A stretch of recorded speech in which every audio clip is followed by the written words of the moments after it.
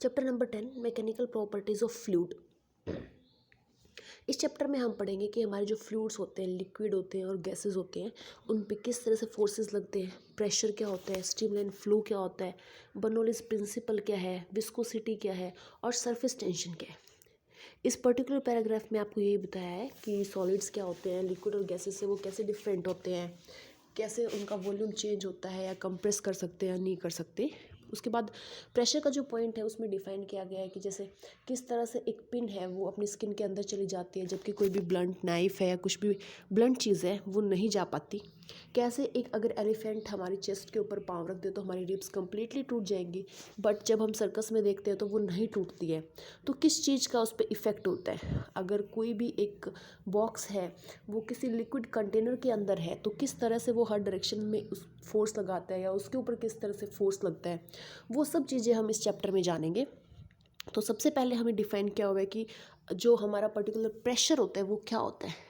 It's है F is the magnitude of the normal force on the piston of area A, then average pressure is defined as normal force acting पर unit area. देखो force भी अपने पास tangential होता है, normal होता है। जो प्रेशर की बात करते हैं उसमें हम कंसिडर करते हैं नॉर्मल फोर्स एक्टिंग पर यूनिट एरिया, ठीक है, वो होता है अपने पास प्रेशर। और नीचे एसटीपी डिफाइन किया हुआ है। एसटीपी होता है standard temperature and pressure.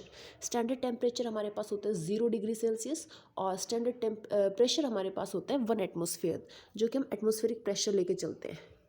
Pressure हमारे पास स्केलर क्वांटिटी है, यानी कि सिर्फ मैग्नीट्यूड डिपेंडेंट क्वांटिटी है। यूनिट होती है पास्कल, और अगर हम एसआई की बात करते हैं तो पास्कल, और फॉर्मूला होता है Newton per metre square, force per unit area, ठीक है। और जो प्रेशर है उसको देखते हैं हम पास्कल में। ब्लेस पास्कल एक फ्रेंच साइंटिस्ट थे, उनको ऑनर करने के लिए 1 एटमॉस्फेयर की वैल्यू होती है 1.013 इंटू 10⁵. उसके बाद है डेंसिटी। डेंसिटी क्या होती है कि पर यूनिट वॉल्यूम में कितना मास है। कोई भी एम मास है फ्लूइड का, कितना वॉल्यूम उसका है, ऑक्यूपाई उसने कितना किया हुआ है। डायमेंशंस होते हैं डेंसिटी के मास पर unit length cube, that is KG पर मीटर क्यूब।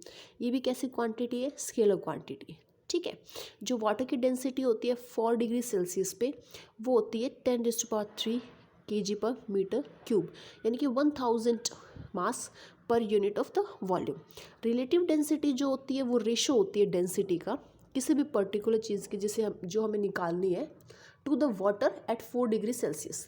जितने भी हम स्टैंडर्ड कैलकुलेशंस लेके चलते हैं जिसमें मेंशन नहीं होता वाटर का डेंसिटी, वहाँ पे हम इसकी डेंसिटी को 4 डिग्री सेल्सियस वाली लेके चलते हैं, 10⁻³ केजी पर मीटर क्यूब। और रिलेटिव क्या हो जाएगी, किसी भी चीज़ की डेंसिटी हम निकालेंगे विद रिस्पेक्ट टू वाटर की डेंसिटी एट 4 डिग्री सेल्सियस, वो क्या आ जाएगा, वो एक रेशो आ जाएगा जिसका कोई भी क्या नहीं होगा, यूनिट्स नहीं होंगे, ठीक है।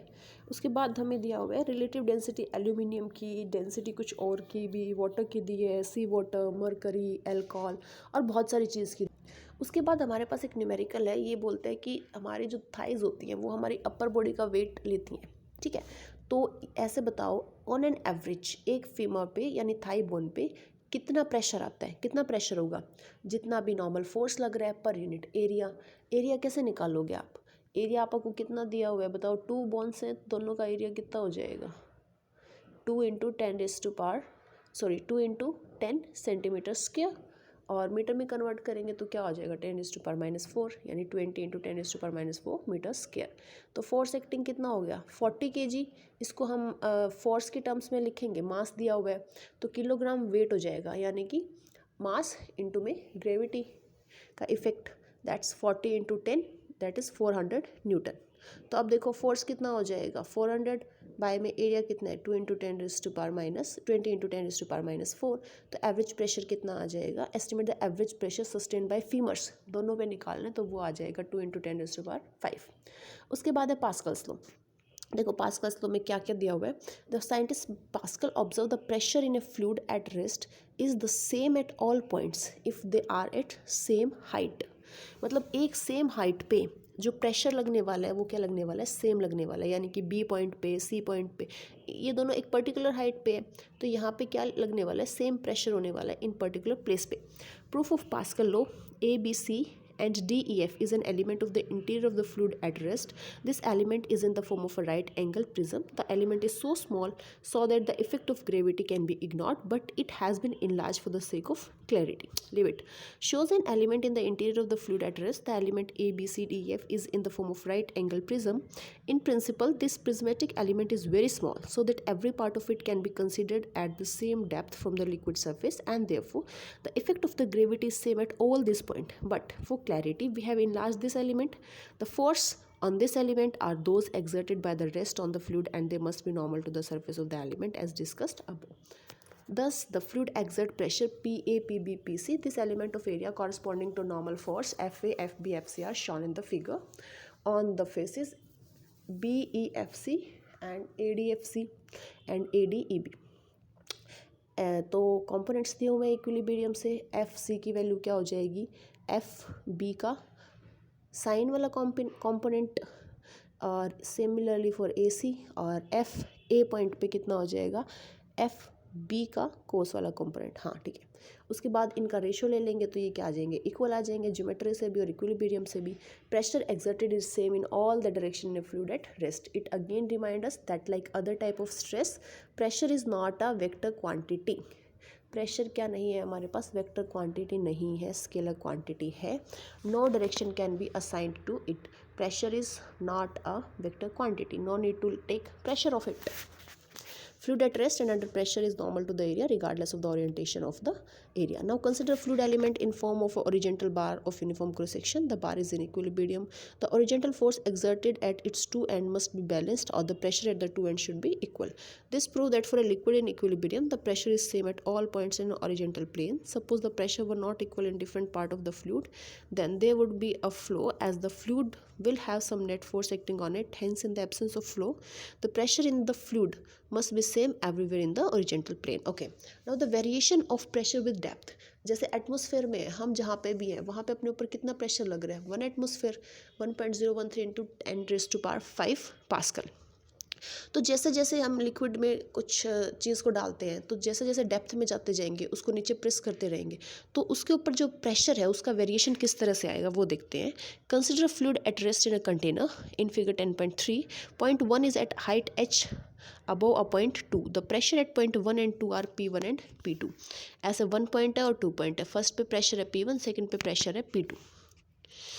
Consider cylindrical element of fluid having area of the base A and height h. As the fluid is at rest, the resultant horizontal forces should be 0 and the resultant vertical forces should balance the weight of the element.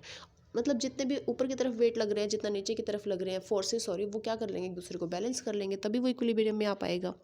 The forces acting in the vertical direction are due to the fluid pressure at the top, acting downward at the bottom, acting upward. If mg is weight of the fluid in the cylinder, we have P2 minus P1 into area is equal to mg. देखो pressure क्या होता है, force per unit area. यहाँ से force क्या आ जाएगा, pressure into area. तो pressure difference कितना है, P2 minus P1, area A, और साथ में m मास, g ग्रेविटी. ये भी फोर्स हो गया. F is equal to M A से. नाउ रो क्या होती है, डेंसिटी. ठीक है, डेंसिटी होती है मास पर यूनिट वॉल्यूम. यहाँ से मास की वैल्यू कितनी आ जाएगी, डेंसिटी इनटू वॉल्यूम. तो P2 माइनस P1 किसके बराबर आ जाएगा, रो जी एच के बराबर आ जाएगा दोनों जगह में. Pressure difference depend on the vertical distance between the point, mass, density of the fluid and acceleration due to gravity. If the point 1 under discussion is shifted to the top of the fluid which is open to the atmosphere, P1 may be replaced by the atmospheric pressure and we replace P2 by P. तो देखो अगर ये अपने पास यहाँ पे जो इसने दिया हुआ है, इस तरह से सिलेंडर दे रखे हैं, ठीक है, तो अपने पास जो प्रेशर डिफरेंस है P1 और P2 का, वो अपने पास किसके बराबर आ गया, रो जी एच के. अब इसने क्या कहा है, इसको आप ऊपर शिफ्ट कर दिया, यहाँ पे ले आए, तो जो P1 पॉइंट है यहाँ पे जो प्रेशर लगने वाला है वो कौन सा हो जाएगा, एटमॉस्फेरिक प्रेशर हो जाएगा. तो बस, तो उसकी वैल्यू कितनी आ जाएगी, P is equal to P atmospheric plus rho ji h. Thus the pressure P at depth below the surface of liquid open to atmosphere is greater than atmospheric pressure by an amount rho ji H. तो यहाँ से इस equation से आपको क्या पता चल रहा है कि अंदर लिक्विड के अंदर जाने के बाद जो प्रेशर है वो क्या कर जाता है, इंक्रीज़ कर जाता है। किस फैक्टर से, रो जी एच फैक्टर से इंक्रीज़ कर जाता है। ठीक है, ये जो पी ए है ये तो एटमॉस्फेरिक प्रेशर है, तो बाहर ही है, और लिक्विड में अगर वो चला जाएगा तो उसके ऊपर एक्स्ट्रा प्रेशर लगेगा, कितना लगेगा, रो जी एच लगेगा। ठीक है, okay, the excess of the pressure at depth H is called gauge pressure. और जो आपको एक्स्ट्रा प्रेशर लग रहा है ना, ये रो जी एच, इसको हम क्या बोलते हैं, इसको बोलते हैं goes pressure at that point. ठीक है, एक्स्ट्रा प्रेशर तो पता चल गया किस तरह से लग रहा है, वो लिक्विड के अंदर चला गया, एटमॉस्फेयर पे तो सिर्फ एटमॉस्फेरिक प्रेशर लग रहा था, तो बाहर और अंदर वाले जो प्रेशर का डिफरेंस है वही क्या है, गोज प्रेशर, और उसी को क्या है, वही उसी का फॉर्मुलेशन क्या है, rho ji h. The area of cylinder is not appearing in the expression of the absolute pressure in equation 10.7, thus the height of the fluid column is important and not the cross sectional area और base area. यानी कि जो pressure है वो depend करेगा उसकी height कितनी है लिक्विड के अंदर, ना कि उसका एरिया कैसा है। कि आप भले ही क्यूब ले लो, भले ही सिलेंडर ले लो, भले ही स्फीयर ले लो, कुछ ले लो। The height of the fluid column is important and not cross-sectional or base area. The liquid pressure is the same at all points at the same horizontal level. The result is appreciated through the example of hydrostatic paradox. Consider three vessels A, B and C of different shape. अपन ने 3 vessel ले लिए, देखो A, B और C इस तरह से अलग अलग शेप में ले लिए। ठीक है, तीनों का बॉटम अलग है लेकिन तीनों सेम हाइट तक फिल है, तो इन पे जो प्रेशर होगा ना वो सेम होगा, बस यही बात बताई हुई है। Consider three vessels. They are connected at the bottom by horizontal, filled with water in three vessels at the same. They hold different amount of water. This is because water at bottom has the same pressure below each section of the vessel. तो सबके नीचे जो pressure लगने वाला है वो क्या होने वाला है, सेम होने वाला है। What is the pressure on a swimmer 10 metre below the surface of the lake? कोई भी एक स्विमर है, वो लेक के सरफेस से 10 मीटर बिलो है, तो उसके ऊपर कितना प्रेशर लगेगा। देखो, जो प्रेशर हम चेक करने वाले हैं ना, वो कहाँ से चेक करेंगे, यहाँ से। हाइट ये वाली हाइट होगी जो अपन ने यहाँ से ली है, अगर यहाँ पे ऑब्जेक्ट है तो ये वाली नीचे की तरफ हाइट अपन कंसीडर करेंगे। तो देखो स्विमर कहाँ पे है, 10 मीटर नीचे है, तो सबसे पहले उस पर एटमॉस्फेरिक प्रेशर लगेगा कितना, 1.013 इंटू 10⁵। उसके बाद रो वाटर में है, वाटर की डेंसिटी 1000, ग्रेविटी 10, कितना नीचे है, 10 मीटर। तो बस आगे कैलकुलेट करके 2 एटमॉस्फेयर हो गया, यानी कि सिर्फ 10 मीटर अंदर जाने पे प्रेशर जो होता है ना वो डबल हो जाता है। This is 100% increase in the pressure from surface level at the depth of 1 kilometre. The increase in pressure of 100 atmosphere, submarines are design to withstand such enormous pressure. जो सबमरीन्स होती है पानी के अंदर जाती हैं जहाज वाली, वो मतलब कितना बताते हैं ना, 1000 किलोमीटर नीचे तक चली जाती हैं, तो उनके ऊपर तो 100 किलोमीटर अंदर तक चले जाएंगी, तो देखो उनके ऊपर 100 एटमॉस्फेरिक प्रेशर लगेगा, 100 गुना जितना यहाँ पे लग रहा है, तो कितना ज़्यादा प्रेशर वो विदस्टैंड कर सकती हैं, बहुत ही high pressure. Atmospheric pressure and gauge pressure, the pressure of the atmosphere at any point is equal to the weight of a column of air of unit cross section area extended from that point to the top of atmosphere. At sea level it is 1.01 into 10⁵ pascal. Italian scientist Evangelista Torricelli devised for the first time a method for measuring atmospheric pressure. A long tube closed at one end and filled with mercury is inverted. एक mercury tube लेंगे, उसको invert करेंगे और इसकी help से हम क्या करेंगे, प्रेशर को मेज़र करेंगे। ठीक है, किसने दिया है, टॉरिसेली ने। इसको हम हाईलाइट कर लेते हैं। सबसे first method to measure the atmospheric pressure was given by Torricelli. The device is known as mercury barometer. जो प्रेशर की यूनिट होती है ना वो बार भी होती है, तो इसलिए जो मेज़र करते हैं इसको हम क्या बोल देते हैं, बैरोमीटर बोल देते हैं।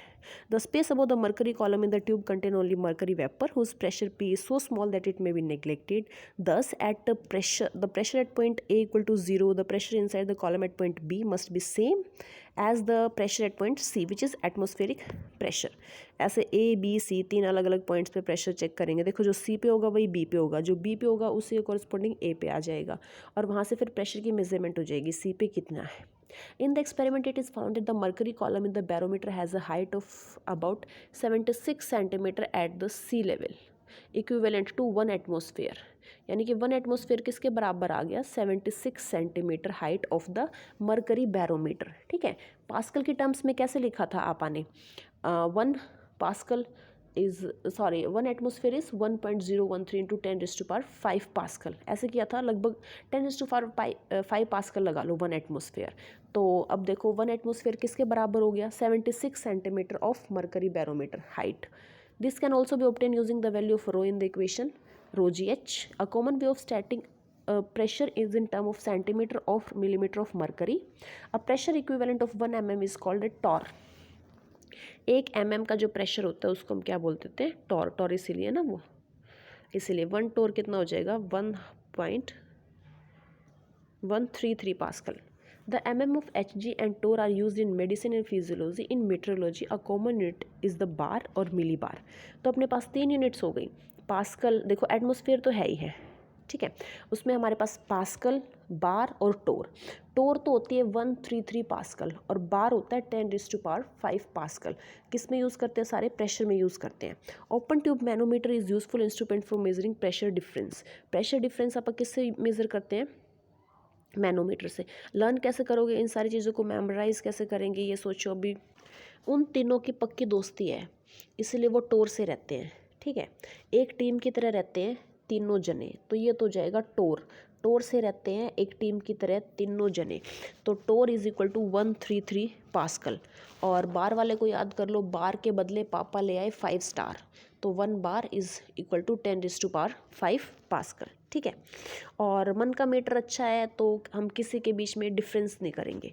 अगर हमारे मन में खोट है तो हम लोगों के बीच में डिफरेंस करेंगे, बट अगर हमारे मन का मीटर अच्छा है तो हम किसी में डिफरेंस नहीं करेंगे. तो मैनोमीटर किसके काम आ जाएगा? प्रेशर डिफरेंस मेज़र करने की, ठीक है. बस तरीका है थोड़ा सा याद करने का. देखो इस तरह से होता है manometer, two pressure measuring device. ये है मरकरी बैरोमीटर और वो वाला है मैनोमीटर, ठीक है जी. बैरोमीटर भी और मैनोमीटर दोनों किस में काम आते हैं? प्रेशर मेज़र करने में. It consist of A you tube containing a suitable liquid, a low density liquid such as oil for measuring small pressure difference and a high density liquid for large pressure difference. One end of the tube is open to the atmosphere and other end is connected to the system whose pressure we want to measure. The pressure P atmosphere A is equal to the pressure at point B. What we normally measure is the gauge pressure, which is difference of both the pressure and proportional to the height of the manometer. That is rho g h. Pressure is same at the same level on both sides of the tube containing a fluid.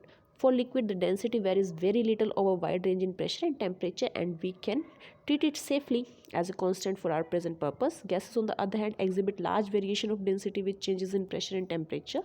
Unlike gases, liquid are therefore largely treated as incompressible.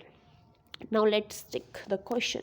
The density of the atmosphere at sea level is this. Assume that it does not change with altitude, then how high would the atmosphere extend? निकाल दो. रो जी H कितना आ जाएगा? 1.29 density, gravity 9.8, height h metre. या आ जाएगा 1.01 × 10⁵ pascal के बराबर 1 एटमॉस्फेयर के. यही बताना है ना कितनी h तक जाएगा. How high would the atmosphere extend. तो देखो h की वैल्यू निकालेंगे तो 8 किलोमीटर आ जाएगी बस. In reality the density of air decreases with height, so does the value of g. The atmosphere cover extent with decreasing pressure over 100 km. We should also note that the sea level atmospheric pressure is not always 760 mm of Hg. A drop in the Hg level by 10 mm or more is a sign of approaching storm. At a depth of 1000 meter in an ocean, ये बात ध्यान देनी है यहाँ पे, जो ये 76 है ना, ये सेंटीमीटर है. अगर यूनिट्स अलग देते हैं तो उस हिसाब से अपने डॉट को और वो ज़ीरोज़ लगा लेना. 76 सेंटीमीटर है, ठीक है. और टॉर कितना है? 133. और बार कितना है? 10⁵. और manometer pressure difference.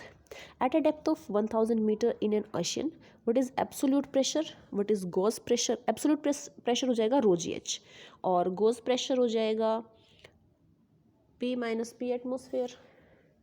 Find the force acting on the window of the area this of a submarine at the depth of this. निकालते हैं चलो सारी चीज़ें एक एक करके.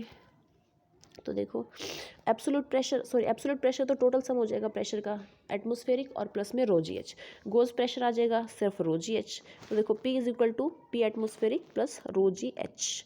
वैल्यू सब्सटीट्यूट कर दो. Gauge pressure, pressure difference, total pressure और एटमॉस्फेरिक प्रेशर सब्सट्रैक्ट कर दो उसमें से. तो 104 आया था, उसमें से जो अपना एटमॉस्फेयर वाला है वो सब्ट्रैक्ट कर दो. 103 आ जाएगा गोज प्रेशर. एक है ना एटमॉस्फेयर, तो वैसे ही 1 होता है. And the pressure outside the submarine is P is equal to P atmospheric plus rho ji H and the pressure inside is P atmospheric. तो नेट प्रेशर कितना हो जाएगा? रो जी एच. एरिया कितना है? 0.04. तो फोर्स कितना एक्ट हो जाएगा? प्रेशर क्या होता है, फोर्स, नॉर्मल फोर्स एक्टिंग पर यूनिट एरिया। फोर्स कितना हो जाएगा, प्रेशर इनटू एरिया। प्रेशर कितना है 1 एटमॉस्फेयर, एरिया कितना है अपने पास 0.04 मीटर स्क्वायर। बस आ गई वैल्यू, ठीक है। नेक्स्ट है हमारे पास हाइड्रोलिक मशीन्स। हाइड्रोलिक मशीन किस मेथड पे काम करती है वो देखते हैं। Let us consider what happen when we change the pressure on a fluid contain in a vessel. Consider horizontal cylinder with the piston and 3 vertical tubes at different height. हमने क्या किया, इस तरह से 3 ट्यूब लिए, इधर प्रेशर ये लगा दिया, पिस्टन लगा दिया, इसको प्रेस करेंगे। प्रेस करेंगे तो क्या होएगा, लिक्विड ऊपर की तरफ जाएगा। The pressure in the horizontal cylinder is indicated by the height of liquid column in the vertical tube. जितना ज़्यादा प्रेशर लगाएंगे उतना ही हाइट इंक्रीज हो जाएगी। It is necessarily the same in all. If you push the piston, the fluid level rise in all the tubes, again reaching the same level in each one of them. ठीक है. Whenever external pressure is applied on any part of the fluid in a vessel, it is equally transmitted in all directions. This indicates that when the pressure on the cylinder was increased, it was distributed uniformly throughout. We can say whenever external pressure is applied on any part of the fluid contained in the vessel, it is transmitted undiminished and equally in all directions. This is another form of the Pascal law and it had many applications in daily life. तो ये क्या कह रहा है कि अगर हमने किसी भी पॉइंट पे एक्सटर्नल प्रेशर अप्लाई किया है तो वो पूरे के पूरे लिक्विड के अंदर यूनिफॉर्मली स्प्रेड हो जाएगा। When ever external pressure is applied on any part of the fluid it is transmitted equally in all the direction. A number of devices such as hydraulic lift and brake are based on the Pascal law. In this device, fluids are used for transmitting pressures. In a hydraulic lift, as shown in the figure, 2 pistons are separated by the space filled with the liquid. A piston of small cross-section A is used to exert a force directly on the liquid. The pressure is transmitted through the liquid to the larger cylinder attached with the larger piston of area A2, which result in the upward force of PA2. Therefore, the piston is capable of supporting a large force. देखो यहाँ पे दिखाते हैं, पहले questions next class में करेंगे। जैसे इस तरफ से है, प्रेशर कितना हो जाएगा अगर हम फर्स्ट साइड चेक करें, इस तरफ देखो प्रेशर कितना हो जाएगा अपने पास,